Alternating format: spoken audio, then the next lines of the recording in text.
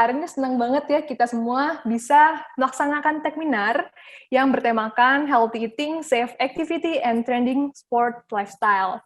Nah, kita tahu ya Bapak Ibu teman-teman semua bahwa pandemi itu menimbulkan banyak sekali dampak negatif sebetulnya dalam kehidupan kita gitu. Banyak banget sektor-sektor yang merasa sektor-sektor yang turun dikarenakan pandemi, merasa rugi gitu ya. Salah satu sektor yang cukup merasakan dampak yang cukup besar adalah perekonomian dan pendidikan ya. Sudah pasti kita juga merasakan gitu ya kalau misalnya teman-teman ada yang buka bisnis dan lain-lain. Namun nggak bisa dipungkiri nih Bapak Ibu bahwa pandemi juga memberikan hikmah kepada kita mungkin, yakni meningkatkan apa? Kesadaran akan kebersihan dan juga kesehatan. Betul nggak? Pasti semua pada setuju kali ini. Jadi setiap orang itu di masa pandemi ini mulai berlomba-lomba untuk meningkatkan ataupun menjaga imunitas diri mereka tersendiri supaya terhindar dari COVID-19 dan penyakit lainnya tentunya. Nah, kalau dari segi makanan, permintaan untuk bahan pangan berbasis protein nabati meningkat di Asia, khususnya di Hong Kong dan China daratan. Kita tahu ya, jadi kesadaran akan pola makan, kesehatan, dan lain-lain itu sudah mulai timbul di beberapa negara, terutama di China dan juga di Hong Kong. Nah, kalau dari segi olahraga, kita tahu ya di Indonesia yang lagi tren itu apa coba di masa pandemi? Pasti udah pada tahu juga yaitu bersepeda ya kan, ini lagi hits banget Bapak Ibu. Nah untuk itu nanti kita akan bahas nih lebih dalam mengenai pola makan yang baik, olahraga yang menyehatkan tubuh dan lain-lain. Kita akan bahas tuntas semuanya bersama dengan para panelis kita pada hari ini. Nah, senang sekali hari ini sudah bersama kita beberapa panelis kita yang keren-keren banget, ya kan? Kayak nama kita keren, yaitu pertama ada dari Bike to Work Indonesia, ada dari Rudy Project Indonesia, ada juga kita mengundang seorang nutritionist, ada juga cyclist, dan ada juga dari brand, yaitu saya yakin semuanya pada tahu sih, yaitu adalah Samsung pastinya. Nah, untuk itu, sebelum kita masuk ke sesi presentasi, saya mau menyapa dulu satu persatu para panelis kita pada hari ini. Yang pertama, saya mau menyapa dulu, yaitu ada Ibu Ayu Nova selaku nutritionist. Ternyata nggak hanya ahli tentang pangan, tapi Ibu Ayu juga seorang instruktur fitness dan sekaligus entrepreneur dan fitness trainer. Jadi saya mau nyapa dulu nih, sudah bergabung sama kita, yaitu ada Ibu Ayu. Halo Ibu Ayu, apa kabar Ibu? Halo, kabar baik. Oke, Bu Ayu sehat ya Bu? Alhamdulillah, puji Tuhan sehat. Oke, pastinya. Oke, thank you Bu. Saya mau menyapa yang lain dulu sebelum nanti kita masuk ke step berikutnya. Oke, selanjutnya yaitu saya mau menyapa ada Bapak Gilang Gumilang selaku humas dari Bike to Work Indonesia. Bike to Work sendiri adalah gerakan moral yang lahir dari keprihatinan akan kemacetan, pemborosan energi, dan meningkatnya polusi. Berawal dari sekelompok penggemar kegiatan sepeda gunung, komunitas ini akhirnya dideklarasikan di Balai Kota DKI Jakarta pada Agustus 2005. Untuk itu saya mau menyapa sudah bersama kita yaitu Bapak Gilang. Halo Pak Gilang. Halo, dari Papua mengucapkan selamat Wah, ketemu. luar biasa sekali. Jadi Pak Gilang lagi di Papua, betul ya Pak ya? Di Papua. Wah, mantap sekali. Oke, siap. Makasih banyak ya Pak Gilang sudah bergabung bersama kita ya. Siap. Oke, sip. Kita lanjut lagi. Selanjutnya, ada seorang cyclist juga nih Bapak Ibu, yaitu ada Bapak Kevin Santoso. Halo Bapak Kevin Santoso, sudah bergabung bersama kita. Oh iya, halo. Halo Pak Kevin, sehat ya Pak? Oh, sehat, puji Tuhan sehat. Amin. Oke, terima kasih. Kita lanjut dulu yang ke lain ya. Oke, selanjutnya masih ada lagi ya, yaitu ada Ibu Julita Saragi selaku founder Rudy Project Indonesia. Beliau memiliki intuisi dan kegigihan dalam berbisnis yang mengantarkannya meraih penghargaan Best Achiever in Entrepreneur dari majalah Women's Obsession. Penghargaan diberikan kepada Ibu Julita saat digelarnya Obsession Award 2017. Keren banget kan? Oke, untuk itu saya mau menyapa Ibu Julita. Halo Ibu Julita. Oh ya, halo selamat siang semuanya. Salam kenal. Terima kasih udah ada di sini. Iya, thank you ya Bu ya sudah hadir bersama kita. Oke, kita lanjut dulu. Yang terakhir Bapak Ibu semua, panelis terakhir yaitu ada Bapak Henry Trestanto selaku Technical Account Manager ataupun konsultan dari Divisi IT and Mobile B2B Samsung Electronics Indonesia. Divisi ini sendiri menangani penjualan produk-produk mobile Samsung seperti smartphone, tablet, perangkat wearables seperti smartwatch, dan wireless earbuds. Namun, khusus untuk market customer B2B, seperti perusahaan, institusi, dan komunitas. Untuk itu, saya mau menyapa dulu, sudah hadir bersama kita, yaitu Bapak Henry.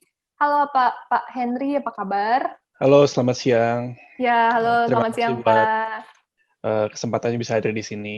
Iya, thank you juga loh Pak udah hadir Ya. bersama kita. Ya. Oke, sip. Kalau gitu, saya udah menyapa semua panelis kita pada hari ini. Kita langsung aja masuk ke sesi panel discussion, di mana di sesi panel discussion ini nanti saya akan memberikan mengutarakan beberapa pertanyaan-pertanyaan dan mohon bisa dibantu jawab oleh para speakers ataupun panelis di sini. Oke, pertanyaan yang pertama yang mau ditanyakan adalah tentang kombinasi menu harian nih. Ya, ini kayaknya cocok banget sama Ibu Ayu nih. Jadi mau nanya nih Ibu Ayu, ada pertanyaan, kombinasi menu harian yang sehat tapi sederhana untuk pekerja atau mahasiswa yang waktu dan fasilitasnya terbatas itu kira-kira apa gitu? Terutama mungkin buat misalnya ada teman-teman mahasiswa yang ngekos nih dan mereka nggak punya kulkas misalnya. Nah itu bisa kira-kira gimana tuh Kak, Bu Ayu? Aduh, kombinasi makan ya, sebenarnya mengacu gizi seimbang. Ada zat gizi makro, mikro lagi. Pastikan ada sumber karbohidrat ya. Jadi kalau pagi-pagi anak mahasiswa ya, atau yang karyawan ya, makan nasi. Ya, enak kan makan nasi? Ya, kita di Indonesia ya, jadi makan nasi. Terus yang gampang mungkin, telur dadar.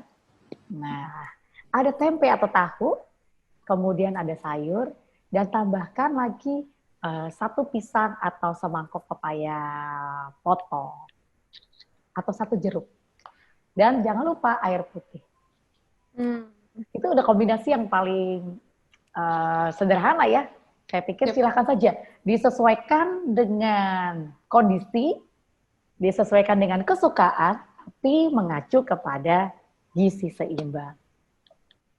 Oke, thank you Bu Ayu atas jawabannya. Nah, jadi gampang ya teman-teman, sebetulnya makanan sederhana pun sebetulnya sudah mengandung banyak gizi gitu ya, tinggal diperhatikan saja kandungannya. Siap, makasih Bu Ayu jawabannya. Oke, selanjutnya mungkin saya ini ada pertanyaan lagi.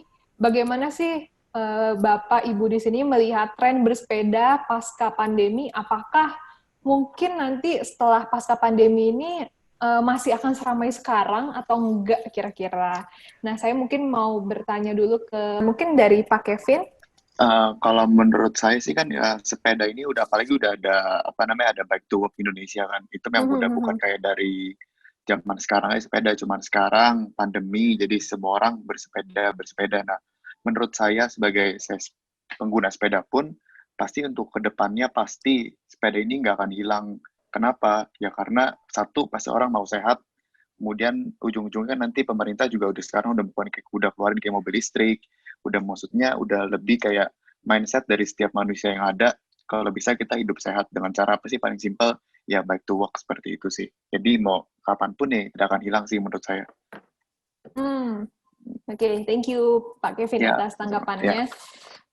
Mungkin ada lagi tambahan dari yang speakers lainnya, silahkan. Kalau mau menambahkan, Bu Julita mungkin? Ya, kalau menurut saya itu bisa jadi ada dua sisi ya Mbak ya. Pastinya setelah pandemi ini bagi mereka-mereka yang hanya mengikuti tren, mungkin ada yang memang mereka tidak melakukannya lagi gitu. Tapi ada banyak chance bagi mereka-mereka yang memulai sepeda di masa pandemi ini, kemungkinan besar itu banyak yang lanjut. Seperti saya, mungkin awalnya saya sepeda itu ya mungkin yang kalau saya bisa cerita ya, awal-awalnya pakai sepeda yang penting bisa goes gitu ya, seharga 7 juta, terus lama-lama jadi naik 30 juta, terus lama-lama karena merasa nyaman sepeda dan karena itu juga tuntutan bisnis, bisa kalau bersepeda nggak ketinggalan, ya akhirnya saya mengupgrade sepeda saya sampai yang harga cukup tinggi gitu. Nah, saya merasa bagi orang-orang yang pemula sekarang ini itu akan pastinya akan ada yang banyak lanjut sehingga mereka dari sepeda yang hanya untuk rekreasional, untuk sekedar untuk bisa olahraga, saya yakin mereka akan upgrade kepada sepeda yang betul-betul membuat mereka lebih kepada olahraga, untuk lebih bisa endurance, bisa lebih ikut event-event mungkin Mbak, gitu ya. Jadi buat kami sebagai produk aksesoris sepeda sangat antusias, sangat positif ke depannya, walaupun yang pasti kita berharap pandemi ini akan berlalu, tapi tetap secara bisnis tetap berlanjut gitu Mbak. Oke, thank you Ibu Jelita atas tanggapannya. Jadi kalau kata Bu Jelita mungkin ya ini depends sebenarnya balik ke pribadi masing-masing ya. Ada yang mungkin ngikutin trennya atau mungkin gara-gara ngikutin tren jadi lanjut gitu ya. Sip. Oke, thank you Bu.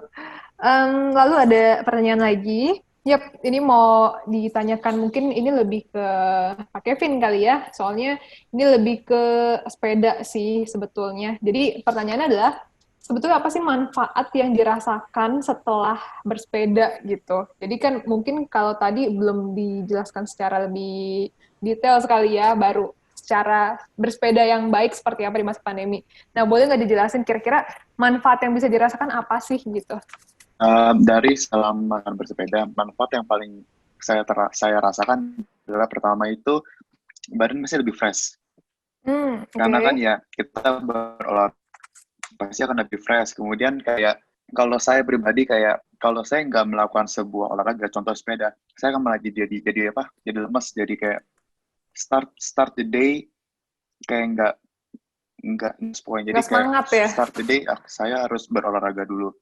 Oh, oke. Ya, jadi nggak semangat. Jadi anggapannya harus ya, saya bersepeda, ya dia harus bersepeda. Jadi semua orang kita nggak usah beracu pada sepeda aja nih. Boleh olahraga apapun. Cuman sekarang karena bahas sepeda ya, kalau bersepeda pasti akan pertama, satu, jadi nafas kita juga pasti terlatih. Nggak cepat Kemudian pasti pertama tuh segar, badan fresh, bugar. Karena yang paling penting berolahraga. Dan kenapa harus sepeda sih menurut saya ini? Karena menurut saya sepeda satu paling aman, olahraga paling aman. Karena tidak tumpuannya kan hanya di kaki, cuman kena di paha. Jadi it's okay. Jadi buat segala umur masih bisa, dari anak-anak sampai orang-orang tua pun masih oke. Karena satu ya juga kita bersepeda bisa enjoy the view. Kalau kita mau pergi kemana, cuma depan dirasakan pasti satu pengalaman yang dapat. Kemudian kedua, tubuh lebih segar, lebih fresh. Jadi lebih oke badannya sih. Sebenarnya itu sih manfaat utamanya sih. Oke. Masih banyak pertanyaan yang menarik banget nih, terutama dari para peserta sebetulnya. Oke. Nah, ini mungkin sekarang aku akan lebih ngarah ke produk kali ya. Tadi kan ada beberapa juga dari Rudy Project Indonesia ataupun dari Samsung. Nah, mau nanya mungkin ke Pak Henry dulu. Pak Henry, selain Samsung Smartwatch, ada inovasi teknologi kesehatan apa yang direncanakan di masa depan nih oleh Samsung kira-kira? Oke, Vera, jadi selain dari device, itu saja Samsung banyak bekerja sama dengan penyedia aplikasi ya. Sebagai contoh, mungkin di masa pandemi ini ya, kita di US ada kerjasama dengan Ford, di mana di pabrik Ford ini kita menggunakan Galaxy Watch ini untuk social distancing dan juga contact tracing. Jadi kalau misalnya ada jarak tertentu, kita bisa mengetahui ada jarak dari tiap pengguna smartwatch. Kalau misalnya terlalu dekat, akan ada warning. Dan juga kalau misalnya ada satu karyawan yang positif, kita bisa mengetahui data-data orang itu sudah kontak dengan berapa orang dan jaraknya juga berapa gitu. Kita bisa perhitungkan itu. Contohnya itu juga. Kemudian selain itu juga mungkin saat ini banyak juga yang menggunakan misalnya tablet untuk kamera digabungkan dengan sensor suhu tubuh ya. Jadi layarnya tablet ini menampilkan aplikasi yang menangkap dari sensor suhu tubuh yang di embed ke gadgetnya tablet itu. Selain itu juga ya kita mencoba untuk bekerja sama dengan banyak pihak lah, terutama di masa pandemi ini, misalnya dengan sekolah-sekolah kita juga ada program Learn from Home di mana mereka bisa memanfaatkan tablet Samsung untuk kegiatan belajar mengajar, dan itu juga bekerja sama dengan beberapa aplikasi pendukung seperti teleconference atau aplikasi edukasi dan lain-lain. Contohnya seperti itu mungkin. Oke, menarik banget ya Pak ya. Berarti semakin berinovasi tergantung sama situasi dan kondisi sekarang gitu ya. Ya. Oke, sip, menarik. Thank you Pak. Nah, untuk pertanyaan berikutnya, ini lebih ke Ibu Julita ya. Ibu Julita mau nanya, inovasi apa sih yang ditambahkan pada produk dari Rudy Project sendiri untuk menjaga keselamatan para cyclist gitu. Nah, saya dengar juga katanya ada produk lain selain kacamata tadi ya, Bu. Mungkin bisa sekalian dijelaskan? Iya, Mbak, untuk produk Rudy Project, inovasinya tadi sebenarnya saya sudah sampaikan juga. Kita memang setiap tahunnya itu, Rudy Project itu menginvest untuk development dari segi bisnisnya itu selalu berfokus ke produknya, sehingga setiap tahun itu selalu ada inovasi-inovasi yang dikeluarkan untuk kepentingan user. Tadi saya sudah sampaikan di frame-nya itu ditambah lagi perbanyak ventilator, juga di lensa-lensa yang sebelumnya di lensa itu tidak ada lubang-lubang. Tahun ini dibuat ventilator di situ, sehingga karena produk Rudy Project ini selalu mendapat masukan dari profesional atlet, Mbak. Makanya dari pertama harus ada nose-pad, adjustment yang bisa di-adjust, juga temple tips, dan juga mungkin si atlet ini merasa lensanya masih suka fogging gitu ya. Nah, dicarilah solusi sehingga tahun lalu itu diperbanyak jenis-jenis kacamata itu yang lensanya punya ventilator, dan desainnya itu dibuat ergonomik sehingga itu sebenarnya untuk membuat airflow itu menjadi bagus sehingga itu membantu untuk tidak fogging gitu. Dan untuk helm sendiri tadi kebetulan saya sempat baca ada pertanyaan dari siapa tadi saya lupa ya, mohon maaf, tentang helm. Kebetulan tadi terputus waktu saya mau mempresentasikan helm. Nah, jadi memang di tahun ini kami sangat berfokus untuk mempromosikan bahwasanya Rudy Project itu selain kacamata, kita juga punya helm yang sangat-sangat bagus ya Mbak ya untuk pesepeda gitu. Dan kebetulan kita memang punya plan untuk promosi helm, bukan karena tiba-tiba di masa pandemik ini tren bersepedanya sangat tinggi ya, tapi memang kita sudah merencanakan untuk mempromosikan helm kita. Nah, helm Rudy Project itu sekali lagi, Rudy Project itu selalu membuat produk itu selalu berfokus kepada safety dan comfort. Jadi segala yang dibuat itu yang pertama kali diperhatikan adalah keamanan dan kenyamanan. Karena buat apa kelihatan keren, tapi itu sebenarnya membahayakan ketika terjadi satu accident, mungkin lensanya bisa mencederakan kita. Sorry, saya jadi ingat nih salah satu selebriti yang sangat terkenal baru-baru ini kan kita endorse tuh Rudy kacamata dan helm Rudy Project, dan beliau ini kecelakaan dan di headlines itu menceritakan bahwa besar sekali tulisannya beliau dapat jahitan di sini karena pecahan kacamata. Kebetulan si selebriti kita ini sedang memakai kacamata Rudy Project dan helm di beritanya itu ya Mbak ya. Sehingga saya juga karena banyak yang menanyakan saya kok bisa gitu. Akhirnya memang saya udah mengklarifikasikan kepada Mbak Luna Maya bahwasanya yang ketika dia accident itu bukan Rudy Project. Jadi saya terima kasih bisa memberikan dapat kesempatan juga nih menjelaskannya kepada teman-teman keren gitu. Nah, balik lagi ke produk helm. balik lagi ke produk helmet Rudy Project itu kita selalu membuatnya tuh total safety dan juga teknologi. Jadi segala sesuatu sekarang tidak bisa kita pasarkan kalau tidak mengunggulkan teknologi ya, Mbak Vera ya. Jadi teknologi itu sangat-sangat penting. Tapi yang diperhatikan adalah safety-nya. Gitu. Misalnya contoh helm kita itu semua part itu ada dibuat dari bahan-bahan yang sudah diseleksi dan sudah melalui uji coba. Misalnya seperti pembuatan aero helmet. Aero helmet itu Mbak yang untuk ini ya, yang sangat-sangat profesional atlet yang mengutamakan kecepatan per second itu sangat-sangat memberikan manfaat ya. Maksudnya berapa detik pun itu bisa dia menjadi kalah atau menjadi menang gitu. Jadi itu sangat diperhatikan, pembuatannya itu juga menggunakan wind tunnel testing. Jadi sebelum dibuat itu sudah dites gitu. Terus untuk helm-helm yang memang kita biasa pakai itu juga selalu menggunakan material-material yang safe. Misalnya bagian daripada helm itu sebenarnya bisa dilepas sehingga ataupun dipasang. Jadi ketika kita mau bersepeda apa nih, sepeda gunung, sepeda balap, nah itu juga beda-beda Mbak helmnya. Gitu.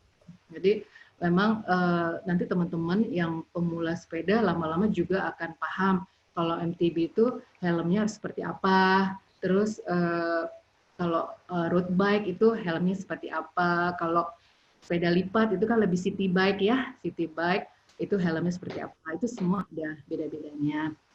Nah terus itu kan ada seperti apa ya, kita bilangnya protective lower shell. Nah jadi itu bagian-bagian itu bisa membuat dia lebih cepat ataupun ada penutupnya Mbak. Jadi kita mau cepat harus ditutup sehingga aerodinamis gitu ya. Atau kalau ingin supaya ventilatornya lebih nyaman bisa dibuka gitu. Nah juga kita Rudy Project itu memilih warna-warna yang untuk safety. Misalnya kayak warna-warna stabilo gitu ya kita bilangnya ya. Jadi itu membantu. Stabilo juga ada seperti illuminated gitu. Jadi kalau ketika sudah agak malam itu bisa menjadi bantuan sebagai safety gitu. Nah juga untuk pembuatan kita punya helm menggunakan sistem MIPS. Jadi sistem MIPS itu ada ini salah satu teknologi pembuatan helm yang terbaik di industri helm sepeda ya. Ketika MIPS itu artinya ketika misalnya terjadi satu benturan, dia itu si helm itu tidak dia ada bisa merotate gitu. Jadi itu menghindari geger otak ya, cedera otak gitu. Nah juga spons yang di dalam itu juga diperhatikan, itu semuanya namanya kita menggunakan hexocrust. Hexocrust itu ya spons itu ya, karena ada banyak orang, aduh ini helmnya kok gini ya, gampang rusak gitu. Kan itu bisa sebenarnya di total itu rusak gitu. Nah sebenarnya si helm yang bagus itu ketika kita terjadi benturan yang sangat kencang, sebaiknya si helm itu memang dalamnya itu harus pecah ya, karena dia mengabsorb getar benturannya itu tidak ke kepala kita tapi ke helm itu gitu Mbak. Nah pastinya Rudy Project helmet itu ventilator, apalagi negara kita negara tropis ya. Jadi ventilasi udara itu harus benar-benar juga nyaman sehingga kita ketika olahraga airflow ventilasi untuk kenyaman tuh kita di Rudy Project helmet itu sangat nyaman gitu. Terus juga kita punya itu namanya adjustable retention ya Mbak ya. Jadi kalau dari SM atau L juga bisa di-adjust. Sehingga kalau pakai helm itu nggak boleh hasil sekedar nempel di kepala. Saya tuh ngelihat orang, kadang-kadang ibu-ibu yang berjilbab, misalnya rambutnya panjang, itu kan ada gitu. Nah itu nggak bisa, dia harus dikepang aja. Kalau rambutnya panjang, kayak saya itu sering kepang. Jadi benar-benar kepala kita itu emang pas dengan si helm itu. Gitu. Oke. Dan Siap. juga di dalam helm itu ada sponge, Mbak. Itu ada talinya, itu bisa di-adjust, bisa dicuci, dan juga jadi kalau apalagi masa pandemik ini ya, nah itu kan harus diperhatikan. Ketika kita habis olahraga, mungkin mau dibersihkan, itu bisa dilepas dengan mudah, dicuci aja, bisa dipasang kembali. Gitu. Oke, thank you Bu Julita. Berarti kata kunci adalah safety and comfort gitu ya Bu ya? Betul, Mbak. Oke, sip. Nah, saya mau lanjut lagi nih ke pertanyaan berikutnya Bapak Ibu. Ada pertanyaan, saya ambil dari Ibu Heni Pundiarso. Ini mungkin lebih ke Ibu Ayunova ya. Jadi izin bertanya Ibu sampaikan ada 4 pilar harus kita jalani. Yang pertama adalah pola makan, kedua olahraga, istirahat cukup, dan mengelola stres. Pertanyaan dari keempat pilar tersebut, mana yang harus kita utamakan? Karena menurut saya tingkat stres yang berlebih dapat menimbulkan berbagai macam penyakit. Nah, gimana Bu kira-kira? Ya, sama saja jawabannya ya. Mana yang lebih penting? Tidak ada yang lebih penting. Jadi memang keempat ini adalah pilar. Benar-benar pilar. Pilar tuh berarti ada 4, ada kaki. Nah, jadi kalau ada nggak satu, nggak ada, akan timpang. Mengenai mengelola stres, ya naik sepeda juga bisa mencegah stres. Jadi stres itu ada tingkatannya, ada yang sedikit, little stress, kemudian ada yang besar, heavy stress. Jadi stres itu kalau sedikit, itu meningkatkan semangat kita. Ya, ada hormon yang timbul kalau kita stresnya kecil, itu bikin kita semangat, bikin kita menggebu-gebu akan sesuatu, bikin kita lebih disiplin. Tapi memang stres yang berlebih itu akan menjadi masalah kesehatan sehingga perlu diperiksakan ke dokter.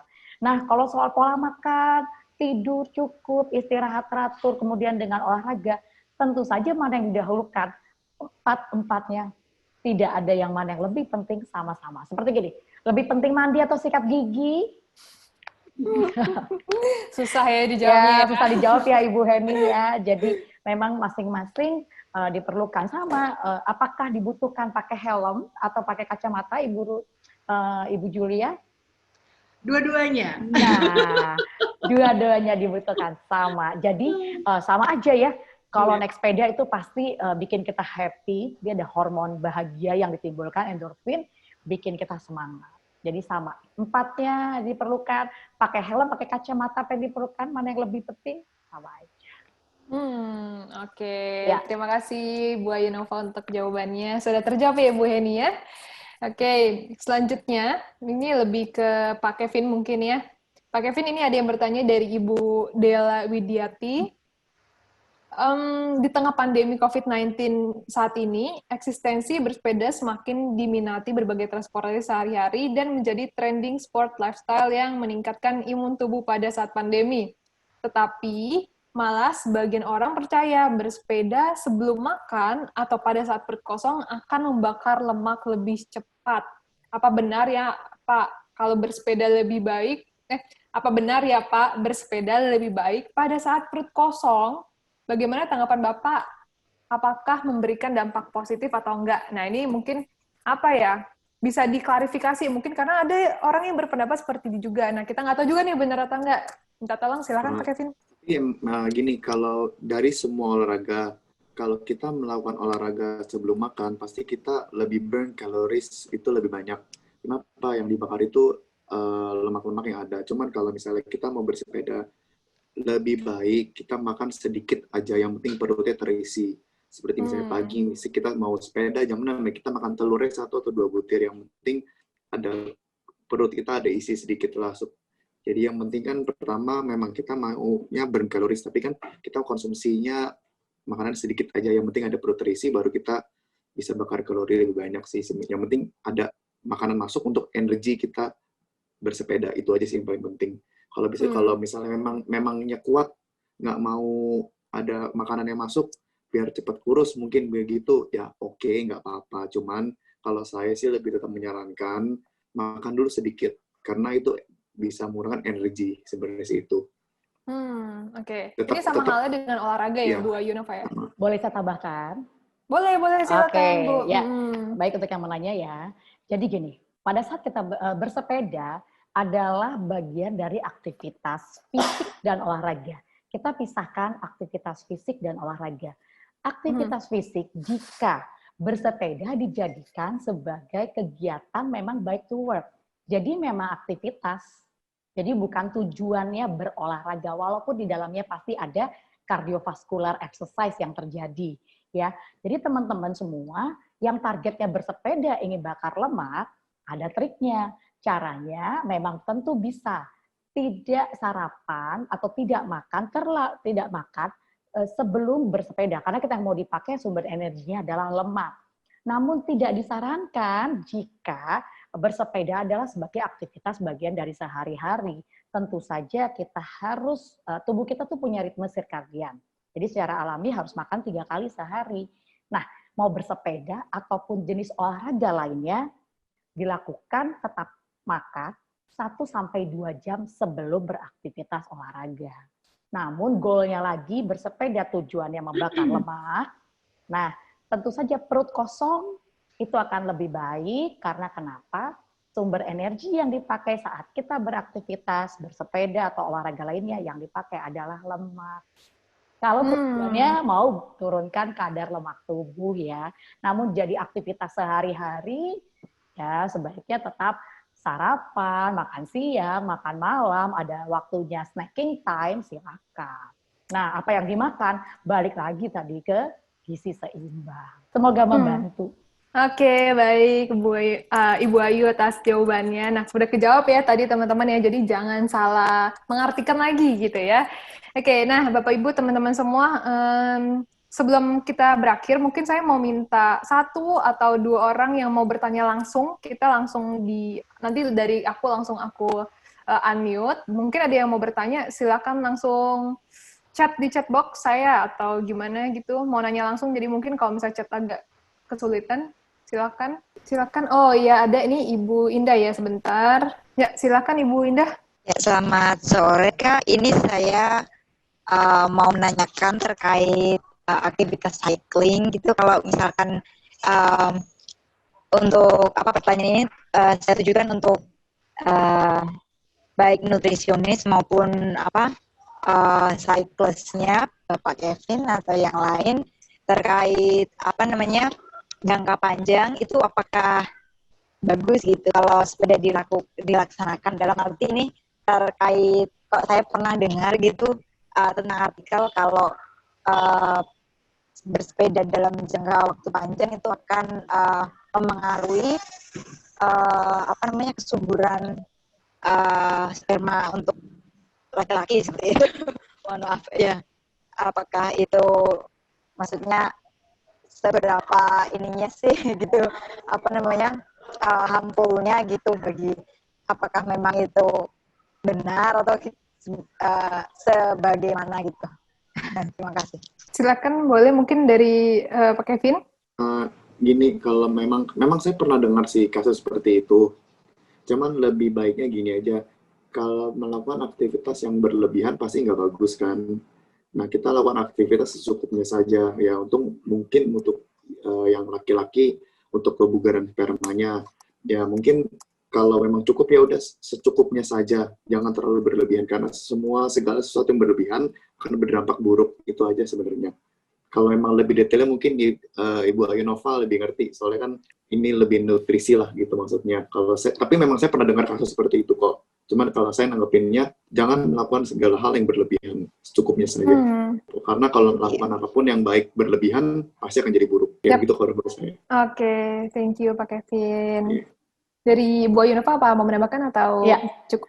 Baiklah, jadi kesuburan sperma seorang pria itu bisa nomor 1 tentu saja dari kondisi gizi yang diasup ya, baik secara genetik kemudian dari gaya hidup. Tidak saja hanya bersepeda, memang bisa mempengaruhi kondisi-kondisi sperma seseorang tidak subur dari pola makan, kemudian rokok, alkohol, ya, kemudian tidur yang kurang, jadi terlalu banyak begadang. Nah, jadi bukan saja karena si bersepedanya, namun memang itu dulu sempat agak rumornya tuh sering sering digaungkan banyak orang bahwa bersepeda bisa mengurangi kesuburan seorang pria.